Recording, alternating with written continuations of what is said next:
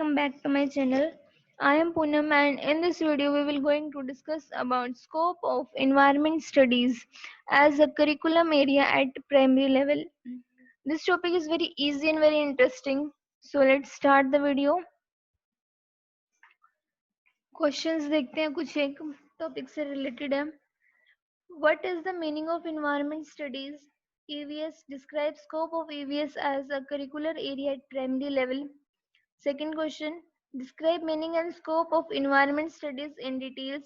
And the last is, define the meaning of environment studies. हमने 3 questions पढ़े, screen पे आपको दिख रहे होंगे. इन तीनों क्वेश्चंस को पढ़ने के बाद हमारे माइंड में एक ही बात आई कि इन तीनों क्वेश्चंस में एक ही चीज पूछी गई है, वो है इन्वायरमेंट स्टडीज. यानी कि जो ईवीएस एक सब्जेक्ट है उसके बारे में, उसका स्कोप है, उसकी इन्वायरमेंट से जिसका रोल है, वो सब चीजें बताई गई है या वो सब चीजें पूछी गई है. लेकिन एक बात है, इनको पूछने का तरीका अलग अलग है.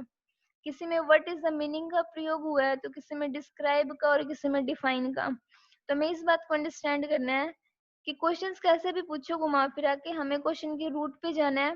यानी कि उसको, उसकी जो क्वेश्चन की जड़ है ना, उसको समझना है कि क्वेश्चन में एग्जैक्टली पूछा क्या गया है, और फिर हमें उसका आंसर देना है. हम नॉर्मली बच्चे को क्या बोलते कि हाँ मैं पूरा पेपर करके आया हूँ, पूरी मेरी तैयारी थी, मैंने बहुत अच्छे से स्टडीज की थी, सब कुछ. लेकिन क्या गलती करते हैं, पेपर में जल्दबाजी में ऊपर ऊपर का क्वेश्चन पढ़ते हैं, घुमा फिरा के क्वेश्चन दिया होता है, वो बच्चे के नंबर वहीं कटते हैं. टीचर को नंबर कहाँ काटे आखिर में. किसी बच्चे ने 12 महीने खूब तैयारी की है, वो पढ़ा भी अच्छे से, ट्यूशन भी लगाई है, रिवीजन भी किया, सब कुछ सही किया उसने, लेकिन गलती वो वहीं खाता है, मार वो वहीं खाता है. जल्दबाजी में क्वेश्चन पढ़ता है, आंसर देता है और समझ में नहीं आता उसको कुछ भी. उसको फर्स्ट जो इम्प्रेशन है क्वेश्चन का जो समझा वो बस दे दिया आंसर. तो अब हम, हो भी कुछ ज्यादा लंबा हो गया, तो हम क्वेश्चन पे आते हैं. हमारा जो टॉपिक है उस पे, ये सब पिक्स है, फोटोज है, वो इन्वायरमेंट की है. यानी कि इन्वायरमेंट एक छोटी चीज नहीं है, हम उसको नहीं कह सकते कि एक पर्टिकुलर चीज है वो इन्वायरमेंट है. नहीं, सारी चीजें जब मिलेगी ना, ये सब चीजें जब एक साथ होंगी, और भी है ये, बस ये नहीं कि 4-5 फोटोज में जो दिख रही है वही, जब सारी चीजें इकट्ठी होंगी तब जाके इन्वायरमेंट बनती है. प्लांट्स हो गया, animals, insects, reptiles, mammals, oceans, lakes, सब कुछ मिलता है ना जब इन्वायरमेंट बनता है. ऐसे हम पर्टिकुलर एक चीज को नहीं कह सकते कि हाँ बस जो ओशियंस है वो इन्वायरमेंट है. Not at all.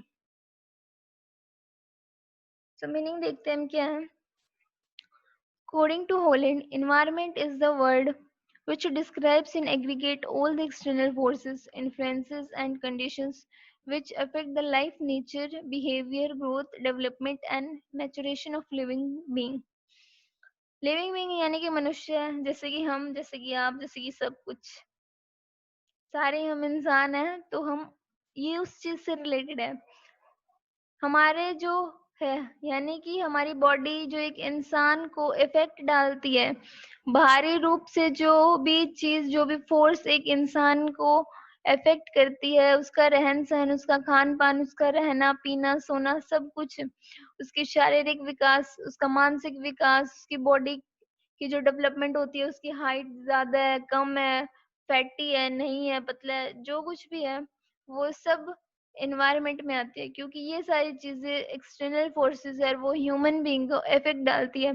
तो यही चीज है इन्वायरमेंट, यानी कि हमारा वातावरण. इस टॉपिक को समझने के लिए कोई लंबी चौड़ी दिमाग पे प्रेशर डालने की जरूरत नहीं है. खुले मौसम में जाओ बाहर, समझो कि इन्वायरमेंट क्या होती है. जो आंखों के सामने है वही इन्वायरमेंट है, और वही हमारी बॉडी को इफेक्ट करती है. नॉर्मली हम एक एग्जांपल लेके समझते हैं. कोई भी मेट्रोपॉलिटन सिटी में रहता है, उस बंदे का नेचर देखना, और कोई गांव में अच्छे फ्रेश एयर में रहता है, उसका नेचर देखना. जो मेट्रोपॉलिटन सिटी में रहता है ना, वो बहुत गुस्से वाला होगा. क्यों? क्योंकि उसका इन्वायरमेंट ऐसा है. डस्ट पार्टिकल्स, पोल्यूशन, पता नहीं कितने हार्मफुल गैसेस उसकी इन्वायरमेंट की जो एयर है उसमें होती है. तो वो जो डस्ट पार्टिकल्स, पोल्यूशन है, वो उस इंसान के बिहेवियर को या उसके नेचर को इफेक्ट डालती है, इसलिए वो बहुत एग्रेसिव है, बहुत गुस्से वाला है. और वही दूसरा इंसान गांव में रहते हैं या कहीं भी ऐसी जगह जहाँ पे फ्रेश एयर है, उसका नेचर देखना, वो कभी एग्रेसिव नहीं होगा. कितनी से कितनी बड़ी बात हो जियो, उसका जो नेचर है वो पोलाइट होगा, वो प्यार से बोलेगा।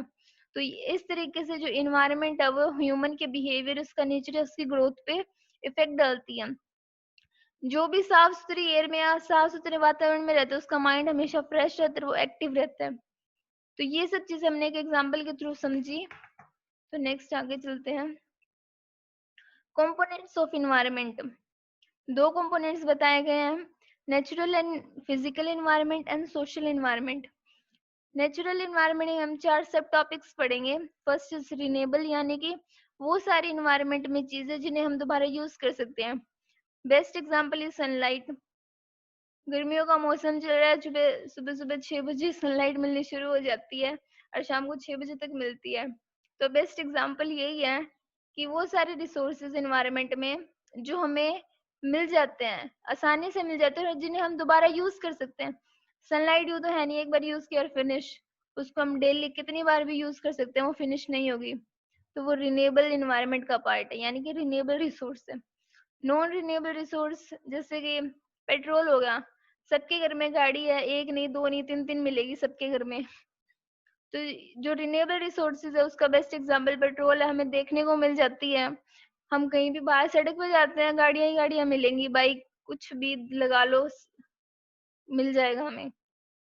तो बेस्ट एग्जांपल, वैसे एग्जांपल्स और भी है, मैं आपको आगे एग्जांपल्स बताऊंगी, लेकिन एग्जांपल के तौर पे हम देख सकते हैं कि वो नॉन रिन्यूएबल एनवायरनमेंट के पार्ट होते हैं जिन्हें हम एक बार यूज कर सकते हैं।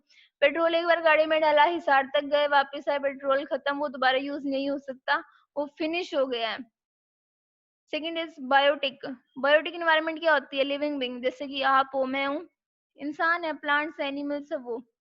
अबायोटिक यानी कि non living thing, table, laptop, computer system, microphone, ये सब चीजें कि ये नॉन लिविंग थिंग है। हम इनमें एक सिंपल सा डेफिनेशन या फिर डिफरेंस देख सकते हैं। बायोटिक वो जो अपना फूड होता है ना वो खुद बना सकते हैं, जैसे ह्यूमन बीइंग। वैसे ह्यूमन बीइंग बनाता नहीं है, वो कुक करता है, बनाते तो प्लांट्स है लेकिन ह्यूमन बीइंग कुक करता है। लेकिन हम मेनली इसको समझने के लिए यूज कर सकते हैं। प्लांट्स होते हैं वो फोटोसिंथेसिस से अपना खाना खुद बनाते हैं। एनिमल्स होते हैं, चलो वो ग्रास खाते हैं या फिर वो किसी को प्रे करके खाते हैं, वो सब चीजें अलग होती है। लेकिन आपको ये हम इसमें डिफरेंस ले सकते हैं और इसको समझ सकते हैं। बायोटिक यानी कि लिविंग थिंग और अबायोटिक यानी कि नॉन लिविंग थिंग। हमारे इन्वायरमेंट में काफी चीजें ऐसी होती है, काफी ऐसे लाइक सब्सटेंसेस है जो लिविंग थिंग है और जो नॉन लिविंग थिंग है। जैसे कि हमारे इन्वायरमेंट में आप रहते हो, मैं रहती हूँ, तो हम लिविंग है, तो हम बायोटिक इन्वायरमेंट के अंडर आते हैं। टेबल, चेयर, मेज, ये बोल नहीं सकते, हवा इनटेक नहीं कर सकते, ब्रीथ नहीं कर सकते, अपना खाना नहीं बना सकते, खाना खा नहीं सकते, तो ये अबायोटिक इन्वायरमेंट का पार्ट है। Second is social environment. ये देखो, रिन्यूएबल और नॉन रिन्यूएबल, सनलाइट का मैंने एग्जांपल दिया था, एयर हो गया, वाटर हो गया, ये सब चीजें हम दोबारा दोबारा यूज कर सकते हैं। नॉन रिन्यूएबल यानी पेट्रोल, बेस्ट एग्जांपल हमको कहीं नहीं देखने को मिलेगा। रिन्यूएबल रिसोर्सेज के या रिन्यूएबल एनवायरनमेंट के और भी बहुत सारे एग्जांपल्स है, जैसे कि solar energy, hydrogen, biofuels. Fuels समझ के ये मत करना कि ये पेट्रोल डीजल है, आगे बायो भी लिखा है, ये भी अच्छे से देखना। Wind energy, biomass energy, biogas, hydro power, ocean thermal energy, tidal energy.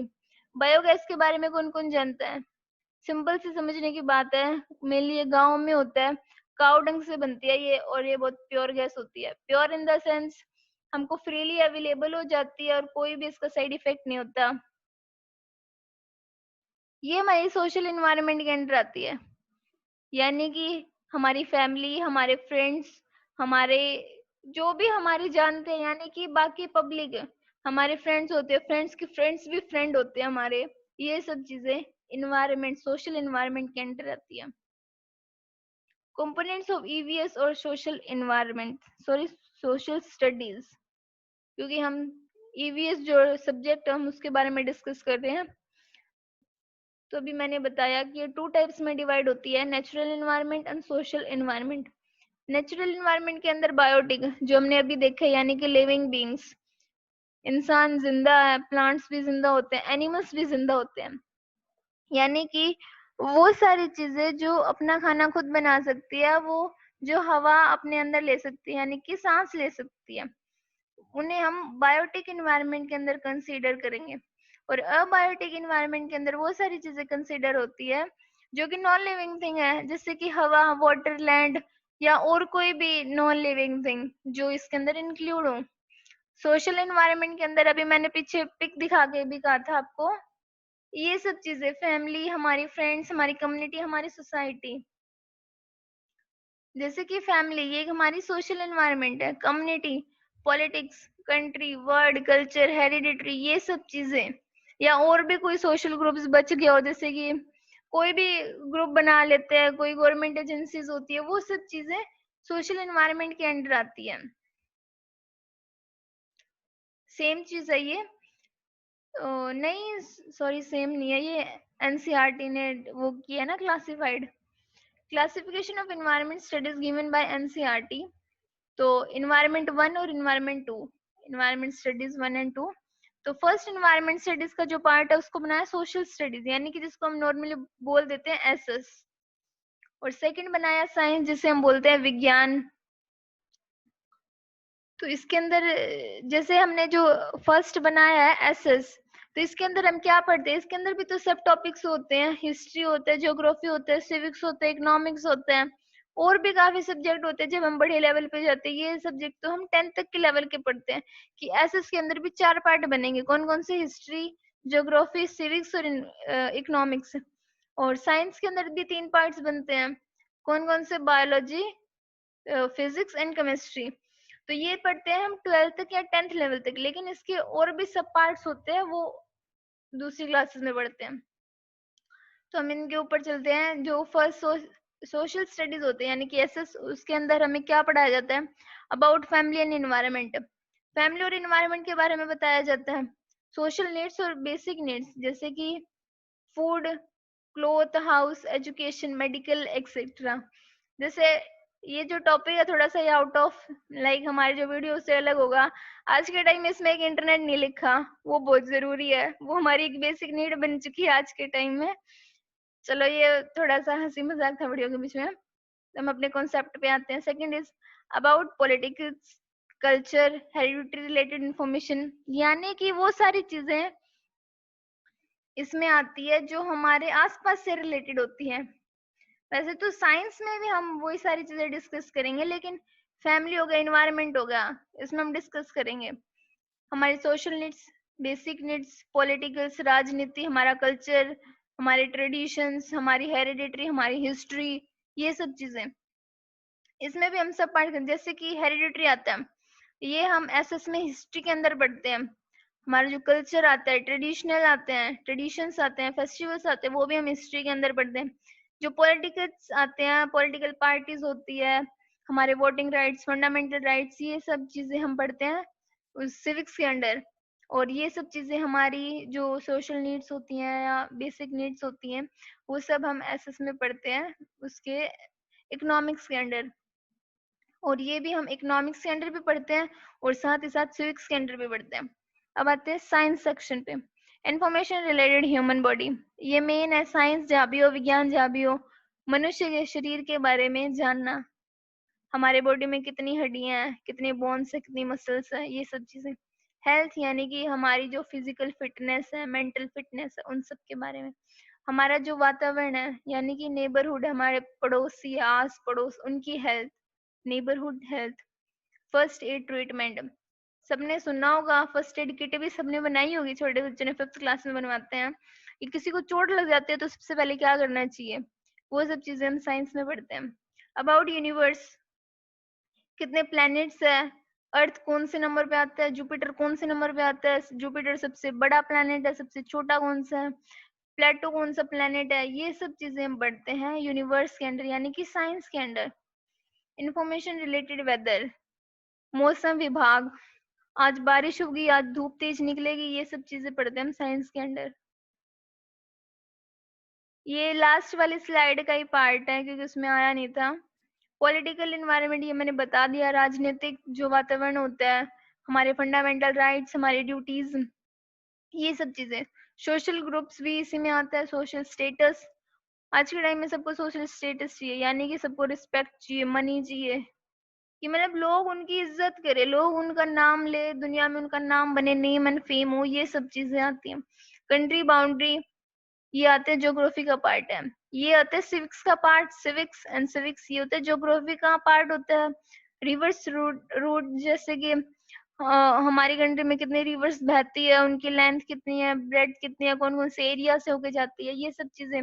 ये लास्ट के 3 है ना, ये ज्योग्राफी का पार्ट होती है, और ज्योग्राफी है जिसके अंदर हम इंक्लूड करते हैं। About science section, about living and non living things.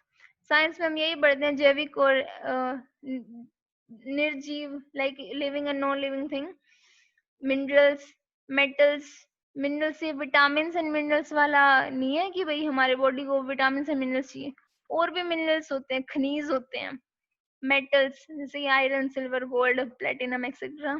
Climate, gases होती है बहुत सारी, oxygen, carbon dioxide, nitrogen, hydrogen, पता नहीं कितनी, उन सब के बारे में हम इसमें पढ़ते हैं साइंस सेक्शन के अंडर। और भी बहुत सारी चीजें एंड मेनी मोर थिंग्स। सो आज के वीडियो में इतना ही। आज के वीडियो में हमने एनवायरमेंट स्टडीज ईवीएस का जो टॉपिक है उसके बारे में डिस्कस किया, उसके कंपोनेंट्स क्या क्या होते हैं और कंपोनेंट्स में कौन कौन सी चीजें आती हैं। सो होप आपको मेरी वीडियो पसंद आई होगी। वीडियो को लाइक करना, चैनल को सब्सक्राइब करना और आगे भी शेयर करना। Thank you very much.